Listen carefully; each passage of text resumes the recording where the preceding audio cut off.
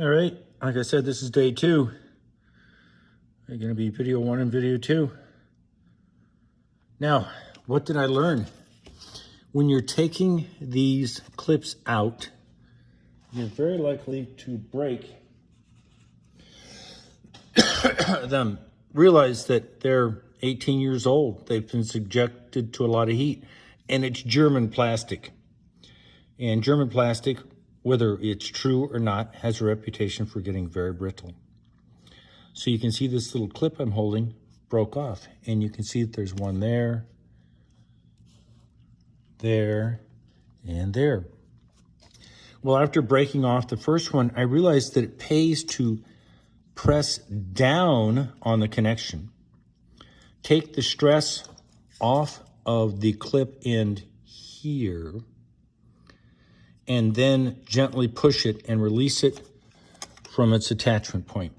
I didn't do that on this one, and it snapped right off at the hinge point. So I'm a slow learner. It's generally not a problem with these because you can see these have these waterproof seals, which are very tight and very secure. And then I will show you the zip ties, which hold this down. So this isn't going to be flopping around. So it's not a deal breaker. Nobody died. It's going to turn out fine. I just want to let you know that if you're like me and you like to preserve these, push down on the connector, take the stress off the tip of the clip, gently push it like this, and then pull it out. Now, will these survive? Well, we'll see what happens. Obviously, I've never used them before because I broke one off, but that's the plan. You'd think if they were real healthy, they'd be springing back. They probably want to, but they'll probably break anyway. But just an option.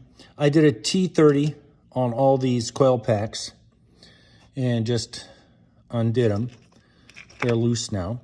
I'm going to leave these torque bolts in the coil pack. I see no reason to pull all the bolts out and then have to wonder where they are because it's already taken me 2 weeks to get this far.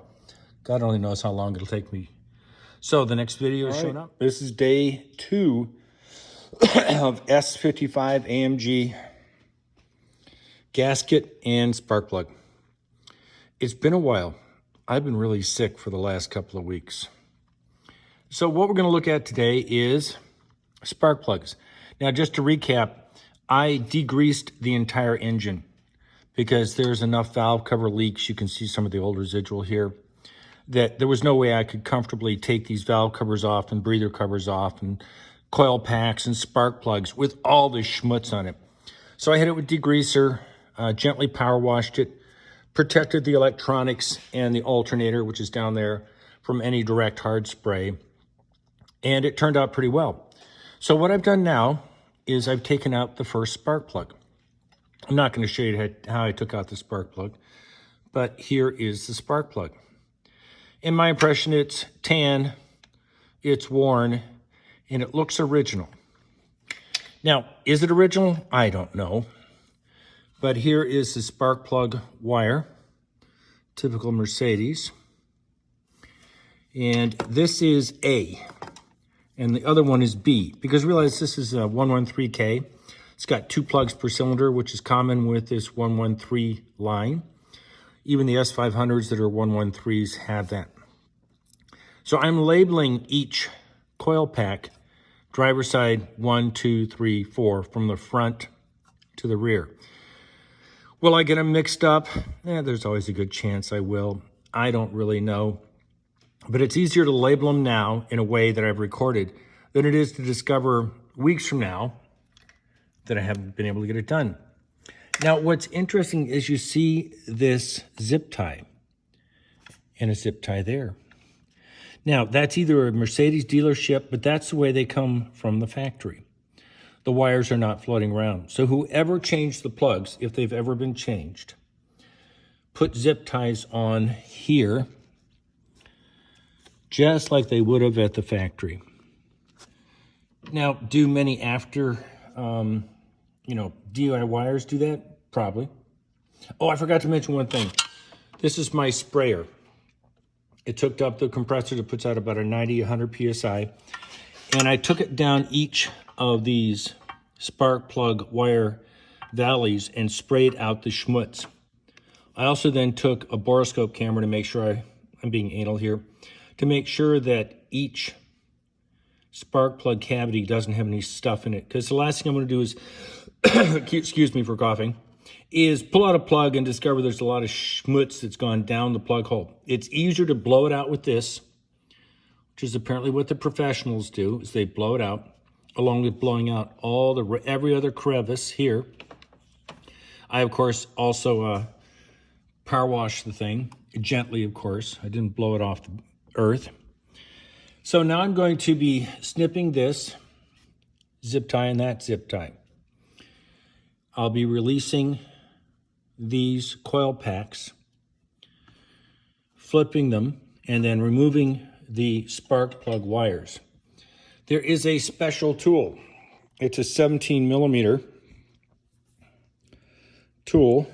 I believe, yes, that's 17 millimeters. It doesn't say it, that I can see. Yes, it's a Mercedes-Benz V6 engine spark plug boot puller. Well, it also works with the V8s. And what it does is it slips down into the valley, hooks onto the spark plug wire, and then you crank it and it pops it out. And I have one sitting here, the boot. And the way you bring it in is you bring it in like this. And we'll just get that a little lined up. It slips in, and then you pull it up. Actually, it's the other way around, but you get the idea. And the angled part is felt by some to be helpful. I just got it because, hey, why not? You can use a 17 millimeter open wrench if you want. I didn't see why I want to hassle with it. It's expensive enough to do plug wires and plugs. Why cheap out with a $15 tool? I don't know, but people are like that. And then I have the swivel socket head, because some of these are a little cramped and you want to be able to swivel so you can get in on the socket straight. You don't want to be cockeyed. Now, it was a little alarming. You can see the rust on the end of this thing, or corrosion, however we want to put it. It was tough to get out. It was way more than I expected, and I don't know what to expect. So that's where we're at on this process. Once I get that done, pull all the coil packs out. I'm going to just take one plug out of the two plug chambers, one out of each chamber. In the interim, you can see that I've got some paper in there because I don't want anything going into the open spark plug where there is no spark plug. And I'm going to do a compression test. Is it necessary? No, the car seems to have plenty of power. But the car is 18 years old, and I'd like to know what the baseline is. It's not that hard to do. So I'm going to do it. And it's good practice. I've never done it before. So I'll take my time.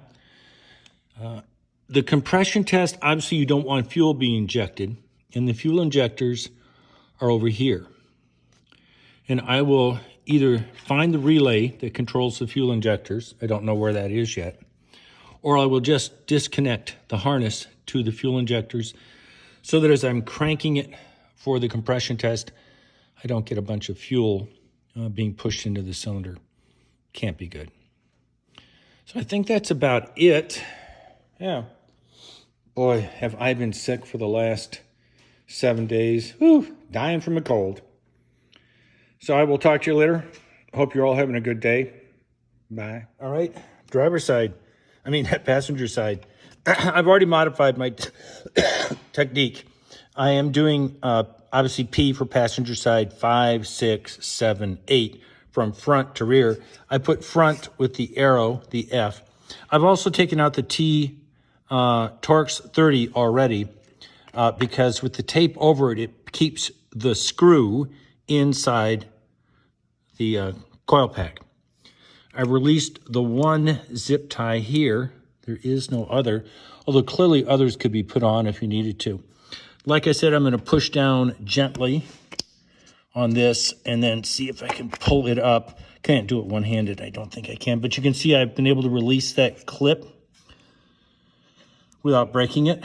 Always a nice feature if you're kind of into old cars and you don't want them to get destroyed. And I pulled up the plug without breaking the securing clip. Then I'll gently move this out of the one way, do this one, and this one.